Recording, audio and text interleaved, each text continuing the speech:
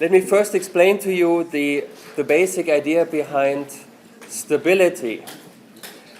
What we've seen so far is that we, for a fluid, we typically require homogeneity. What we have to make sure is that this homogeneity is stable and that the system will not spontaneously form clumps of matter, for example. So we have to make sure that homogeneous matter will not spontaneously separate into regions with different temperatures, pressures, chemical potential, density, and so on. This is not self-evident that this should be the case. A counterexample are phase transitions. When you have a phase transition, say you have vapor and it condenses to water, and then in the vapor you will have spontaneous creation of water droplets. So originally the vapor was homogeneous, but when it starts to condense, it will no longer be homogeneous. And once you have completed the phase transition and it's all liquid, then it's homogeneous again. But in the phase transition, it's not. When you have coexistence of two different phases, then it's not homogeneous. So a phase transition is, in this sense, a situation of instability. Instability can lead to a phase transition. Yeah, but here we want to stick to the stable regime. And how do we characterize stability? When you think of our very basic idea, which was the starting point of everything, was the maximum entropy principle. We said that a system settles in the macro state that is characterized by maximum entropy. When we want to make sure that the homogeneous phase is sort of the state that the system will settle in, then we have to make sure that the homogeneous state coincides with the maximum entropy state, so that the entropy is truly at a maximum when the matter is homogeneous. This is what we have to make sure in order to have stability. So we have to make sure that entropy is indeed maximal when the matter is homogeneous. Consider the following example. Consider a system, particles in a container, you can think of a gas, and consider the situation where this gas, where this matter is homogeneous. Then split this system in two halves. Then, due to homogeneity, the left half will have half the total energy, half the total particle number, and half the total volume. Likewise, the right half will contain half the total energy, half the particle number, and half the volume. Contrast that with a situation which is inhomogeneous. Let's say because the left half is hotter than the right half. So you have a system, and on the left it's hotter, and on the right it's colder. When you split the system in two halves, then you still have in the left half the volume, and on the right half you have half the volume. We can also say that we have in both halves still the same particle number. So we could also have n halves on the left and on the right. But in terms of the energy, since the left half is hotter than the right half, we will have more energy in the left half than in the right half. So in the left half, we will have half the total energy plus some delta U. So it will be a little bit more than half the total energy. And in the right half, we have a bit less than half the total energy. Total energy must be conserved, so if in the right half we have plus delta U, we must have minus delta U in the right half. Now we demand that the homogeneous state is our maximum entropy state. So the homogeneous state is the state in which the system will settle. This means that the entropy associated with the homogeneous state must be strictly larger than the entropy associated with the inhomogeneous state.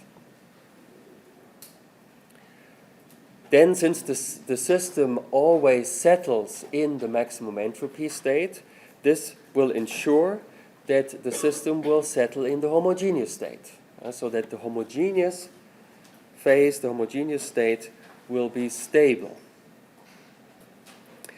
This is the qualitative idea behind stability.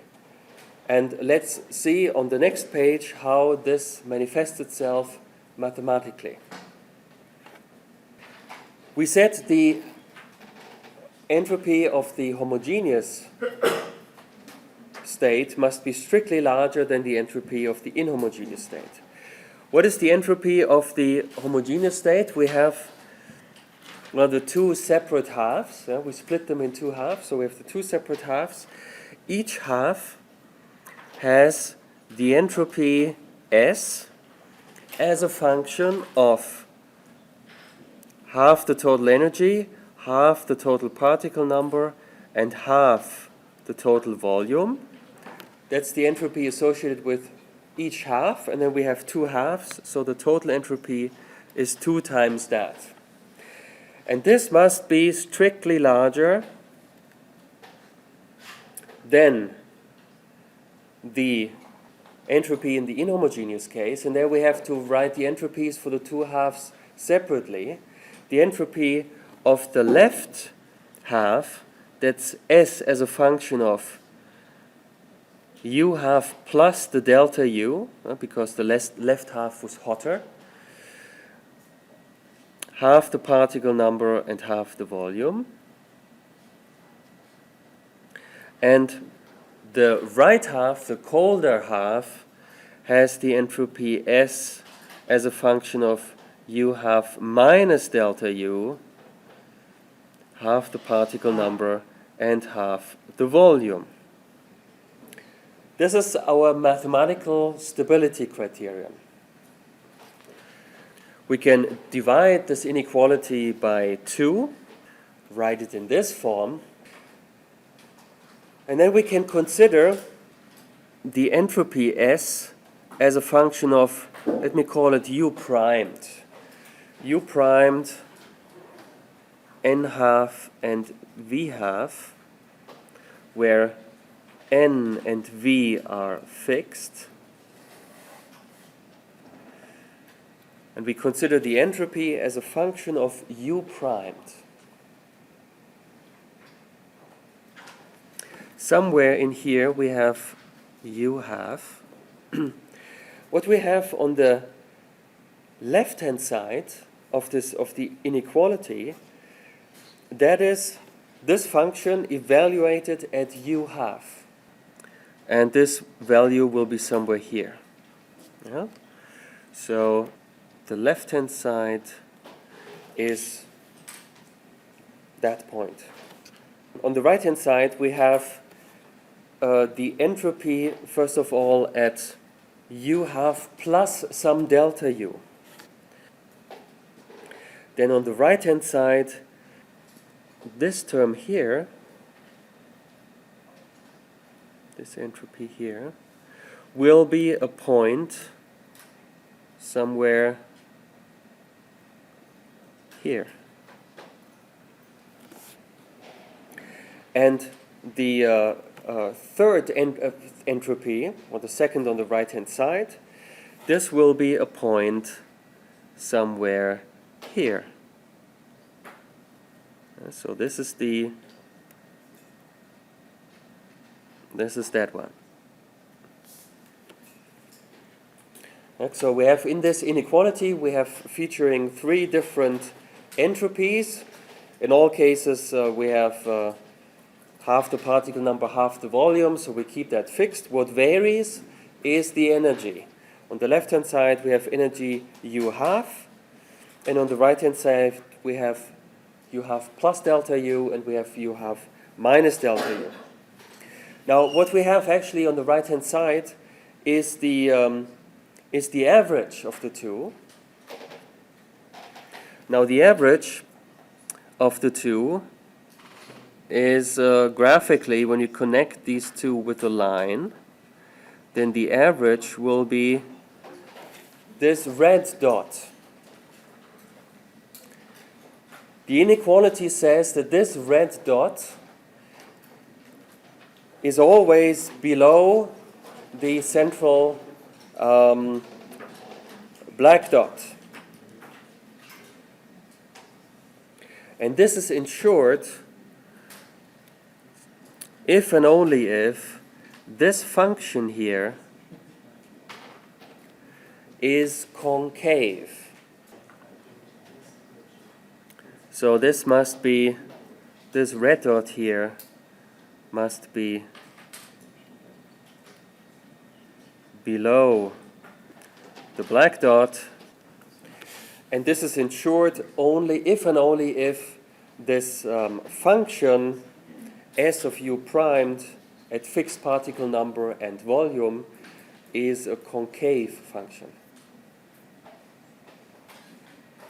Meaning that the second order partial derivative with respect to energy at fixed particle number and volume must be strictly negative.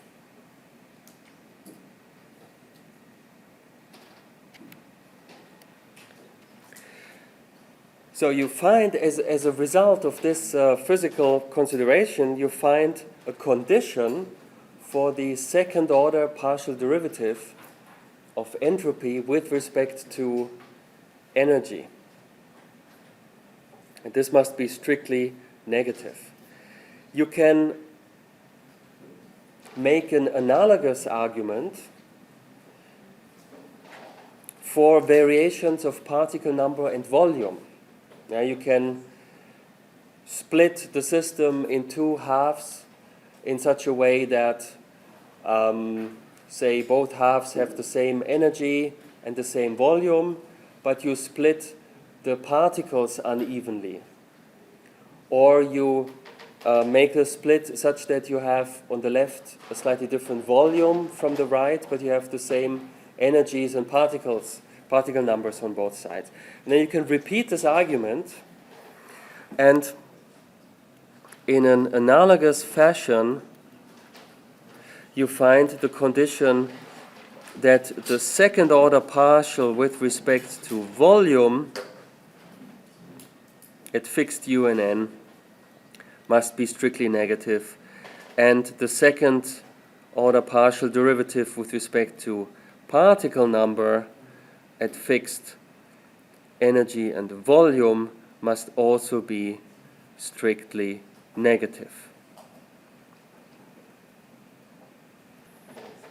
More generally, this was for a fluid where your natural variables are U, N, and V.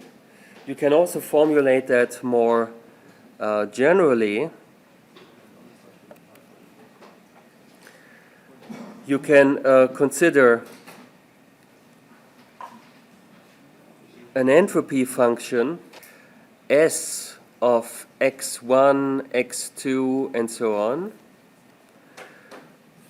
where the natural variables of the entropy are all extensive. So these are the extensive natural variables of the entropy. Then you have stability if and only if the so-called Hessian matrix, which is the matrix of second-order partial derivatives with respect to these natural variables xi, xj, if this matrix is strictly negative. So this is the generalization to arbitrary systems where you may have other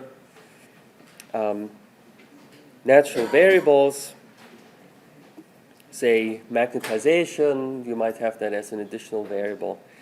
And then you can generalize these stability criteria to that general case. And the key criterion is that the Hessian matrix is a negative matrix.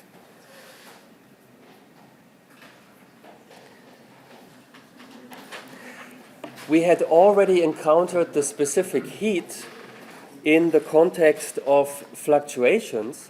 We had seen that in the canonical state, the specific heat is related to the fluctuation of energy.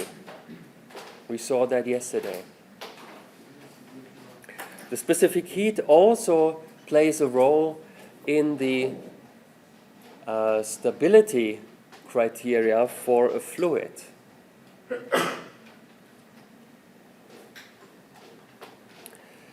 To see that, let's look at one of the stability criteria that we had formulated.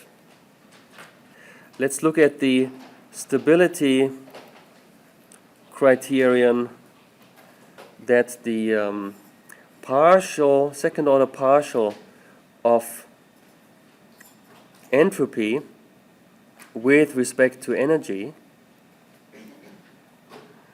must be strictly negative.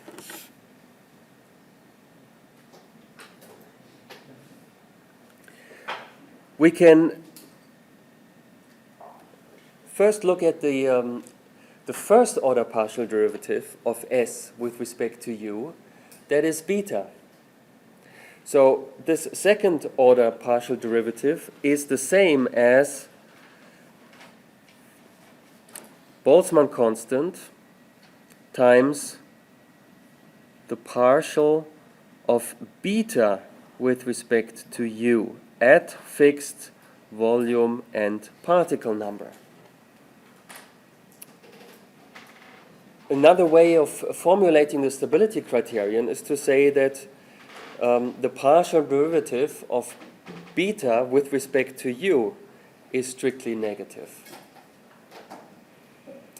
Now, if the partial of beta with respect to U is strictly negative, so beta is a strictly monotonically decreasing function of U, then this implies that when you invert this, that U is also a strict monotonically decreasing function of beta. So this implies that also the partial derivative of U with respect to beta at fixed volume and particle number, that this is also strictly negative.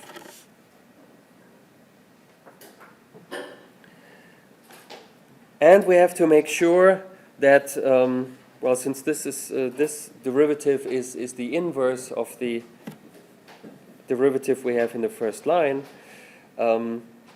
we have to make sure that this does not diverge. So it's strictly negative, but it's also not minus infinity. So it's finite and strictly negative.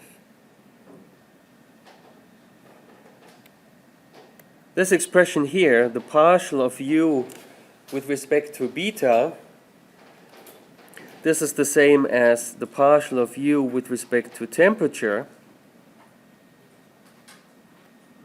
at fixed volume and particle number times the partial of t with respect to beta. That's just chain rule. Now the beta is 1 over kt,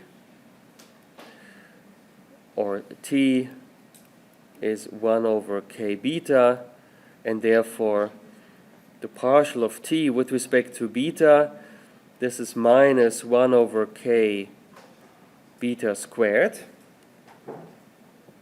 So in fact, this expression here is minus 1 over k beta squared times the partial of u with respect to temperature at fixed volume and particle number. So if du, now beta squared is positive, the prefactor has a minus sign. So if du over d beta must always be negative, this implies that du over dt must always be positive. Yeah? So our stability criterion becomes the criterion that du over dt at fixed volume and particle number, that this is strictly positive, and we should also carry the other side of the inequality. It must be also finite, so strictly smaller than infinity.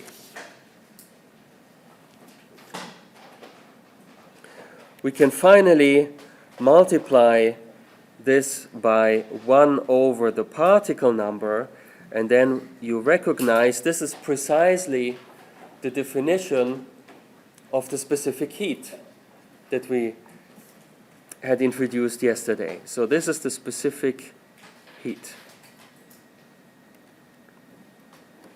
at fixed volume.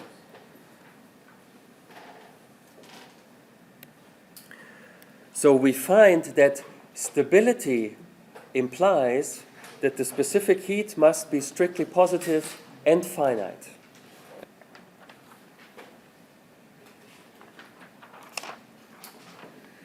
At a phase transition, this is precisely a property that may be violated. We said at a phase transition you have instability, you have coexistence of different phases. The system is no longer homogeneous when it undergoes a phase transition. And not always, but sometimes this is indicated by the fact that at a phase transition the heat capacity starts to diverge. Yeah? And yesterday we saw that in turn the specific heat, or heat capacity, that's an alternative name, the specific heat is related to the fluctuations of energy. So you find a connection between phase transitions, diverging specific heat in some cases, and diverging fluctuations. So a signature of phase transitions, of some phase transitions, is that at a phase transition, fluctuations begin to become very large. And here is sort of the logical connection where you can see why this is the case.